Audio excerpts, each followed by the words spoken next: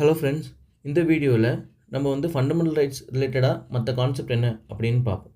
So அதில் first வந்து பார்த்திங்கன்னா சஸ்பென்சிபிலிட்டி ஆஃப் ஃபண்டமெண்டல் ரைட்ஸ்.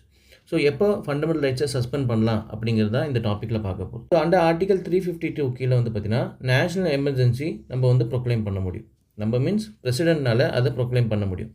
ஸோ எப்போல்லாம் ப்ரொக்ளைம் பண்ண என்ன காரணத்தினால அது நேஷ்னல் எமர்ஜென்சி ப்ரொக்ளைம் பண்ணுவாங்கன்னா, வார் காரணத்தினால, இல்லைன்னா எக்ஸ்டர்னல் அக்ரெஷன், ஆர்ம்டு ரெபிலியன் நடக்குதுன்னா அந்த காரணத்தினால பிரசிடெண்ட் வந்து நேஷ்னல் எமர்ஜென்சி ப்ரொக்ளைம் பண்ணுவாங்க.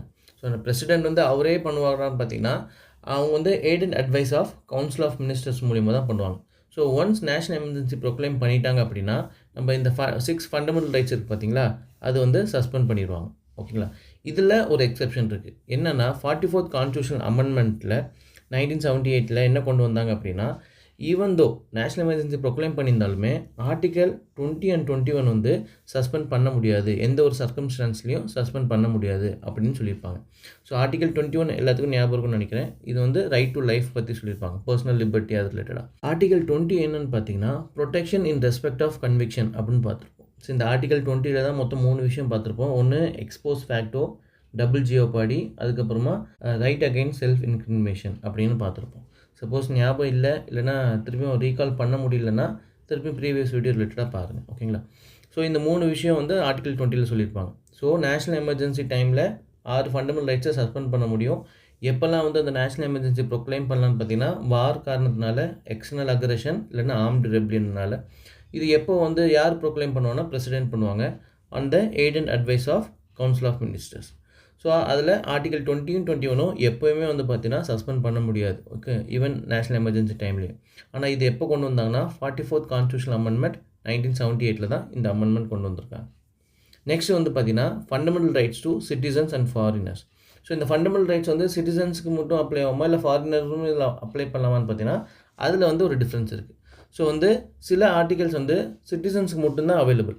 அது எந்தெந்த ஆர்டிகல்னால் article 15 and 16, article 19, article 29 and 30. இது ஏன் இப்படி தனியாக எழுதியிருக்கேன் அப்படின்னு பார்த்தீங்கன்னா, இந்த ஆர்டிகல் 15 and 16 வந்து ரைட் டு ஈக்குவாலிட்டி கீழே வரும். இந்த ஆர்டிகல் 19ங்கிறது ரைட் டு ஃப்ரீடம் கீழே வரும். ஆர்டிகல் 29 and 30 வந்து பார்த்தீங்கன்னா cultural and education rights. So இதை மட்டும் நம்ம ஞாபகம் வச்சுட்டோம் அப்படின்னா மற்ற எல்லாமே வந்து பார்த்திங்கன்னா இந்தியன் சிட்டிசன், ஃபாரினர் மற்ற எல்லாத்துக்கும் வந்து அது அப்ளை ஆகும் அப்படிங்கிறது தெரிஞ்சுக்கும். ஸோ 15, 16, அப்புறமா 19, அப்புறம் 29 and 30 வந்து சிட்டிசன்ஸுக்கு மட்டும்தான் அப்ளை ஆகும். அதில் ஃபாரினர்ஸ் வந்து இது கிளைம் பண்ண முடியாது.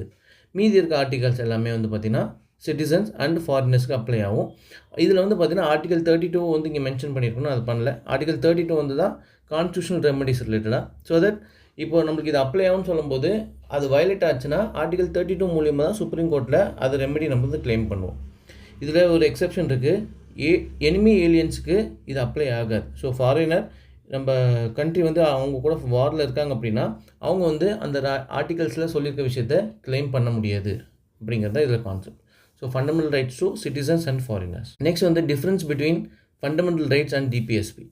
ஸோ இதில் வந்து பார்த்திங்கன்னா ரொம்ப முக்கியமான விஷயம். ஓகேங்களா? ஃபண்டமெண்டல் ரைட்ஸ் அப்புறம் டிபிஎஸ்பி பார்ட் 3 அண்ட் பார்ட் 4 சொல்லியிருக்காங்க. மோஸ்ட்லி வந்து பார்த்திங்கன்னா இந்த ரெண்டுமே வந்து பார்த்திங்கன்னா ஒன்று சுப்பீரியர், இன்னொன்று இன்ஃபீரியர் அப்படிங்கிற கான்செப்ட்லாம் கிடையாது. ரெண்டு பேருமே வந்து பார்த்திங்கன்னா ஹார்மோனியன் நேச்சராக இருக்கணும். ரெண்டு பேருமே சப்ளிமெண்ட் ஈச் அதர் பண்ணணும். ஒன்று வந்து இன்னொன்று சப்போர்ட் பண்ணிக்கிட்டு இருக்கணும் அப்படிங்கிறது தான் முக்கியமான விஷயம். இதில் என்ன டிஃப்ரென்ஸ் பார்த்திங்கன்னா, ஃபண்டமெண்டல் ரைட்ஸ் வந்து நெகட்டிவ் இன் நேச்சர்.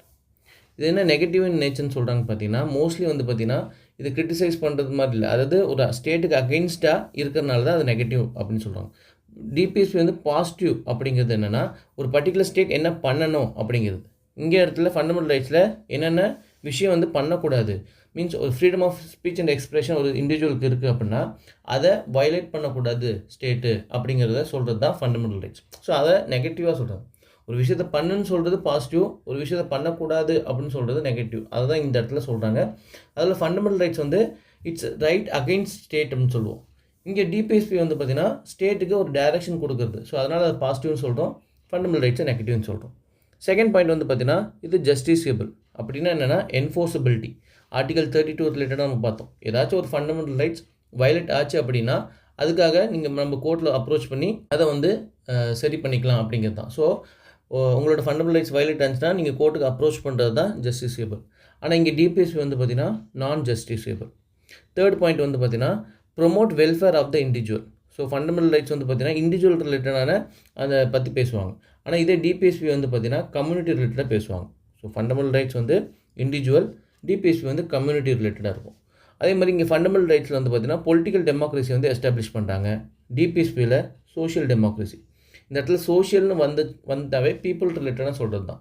இங்கே பொலிட்டிக்கல்னு சொல்லும்போது பார்த்தீங்கன்னா அந்த இண்டிவிஜுவலுக்கு சில ரைட்ஸ் ரிலேட்டடாக இருக்கும். ஸோ அதை பற்றி பேசுகிறது தான் ஃபண்டமெண்டல் ரைட்ஸ்.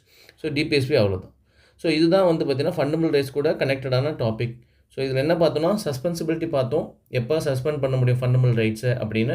அதுக்கப்புறம் ஃபண்டமெண்டல் ரைட்ஸ் வந்து சிட்டிசன் அண்ட் ஃபாரினருக்கு எப்படி அப்ளை ஆகும் அப்படிங்கிறது பார்த்தோம். அடுத்தது வந்து பார்த்தீங்கன்னா difference between fundamental rights and DPSP பார்த்துருக்கோம். ஹோப்ஃபுல்லி இந்த வீடியோ உங்களுக்கு புரிஞ்சிருக்கும்னு நினைக்கிறேன். ஸோ ஏதாவது டவுட் இருந்துச்சுன்னா கமெண்ட் செக்ஷனில் சொல்லுங்கள். வீடியோ பிடிச்சிருந்துச்சுன்னா லைக் பண்ணுங்கள். இந்த ஃப்ரெண்டுக்கு யூஸ் ஆகும்னு நினச்சிங்கன்னா இந்த வீடியோ ஷேர் பண்ணுங்கள். தேங்க்யூ.